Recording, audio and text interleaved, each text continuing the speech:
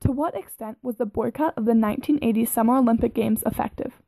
To determine this, first we need to look at the purpose of the boycott. What were the reasons behind the boycott? Then we will determine whether or not this goal was achieved. Let's start with some background.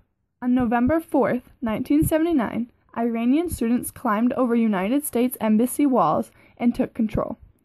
During the event, they took a total of 66 American hostages. To make the situation even worse, on December 27, 1979, Soviet troops invaded Afghanistan, which is located directly next to Iran. At this point, Carter was under plenty of scrutiny for the hostage situation, as well as the Soviet invasion. He gave a speech on January 20, 1980, discussing the state of the United States. He began his speech by informing the country that he was pursuing the peaceful release of American hostages in Iran. He continued on to say that the aggressive actions of the Soviet Union, specifically the invasion of Afghanistan, was causing fear across the world. He finished by suggesting that the Olympics should be moved to another country other than Moscow if the Soviet Union was unable to withdraw their troops within a month from Afghanistan. He further stated that if the USSR failed to meet Carter's deadline, the United States should boycott the Summer Olympics. In a direct quote from a speech on January 20, 1980, he said he wanted to make clear to the Soviet Union that it cannot trample upon an independent nation and at the same time do business as usual with the rest of the world. He continued on to say that, although the United States would prefer not to withdraw from the Olympic Games scheduled in Moscow this summer, the Soviet Union must realize that its continued aggressive actions will be endanger both the participation of athletes and the travel to Moscow by spectators who would normally wish to attend the Olympics. Unfortunately, the deadline passed with no change. On March 21, 1980, Carter once again addressed the nation. This is an excerpt from the speech he gave. Thousands of people's lives have already been lost.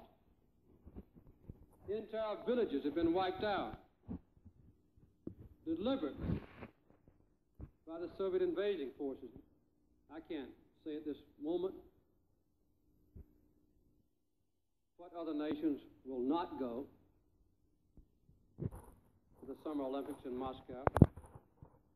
Ours will not go.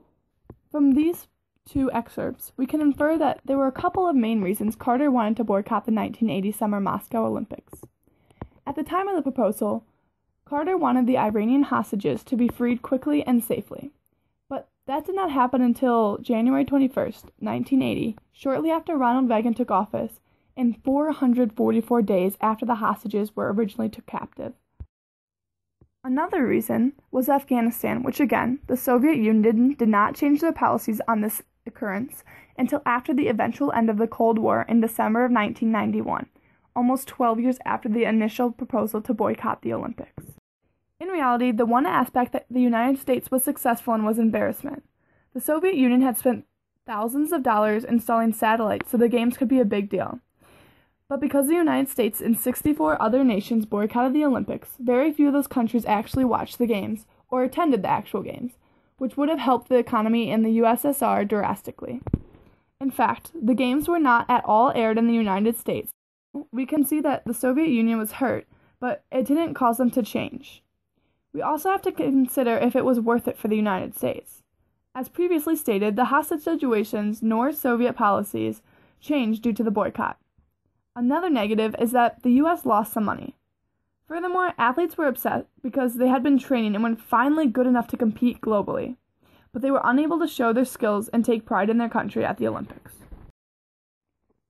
From all of these different sources that we have, overall we can see that the United States suffered a little, the Soviet Union lost a lot of money, and they took a major blow to their pride, which was very important to them.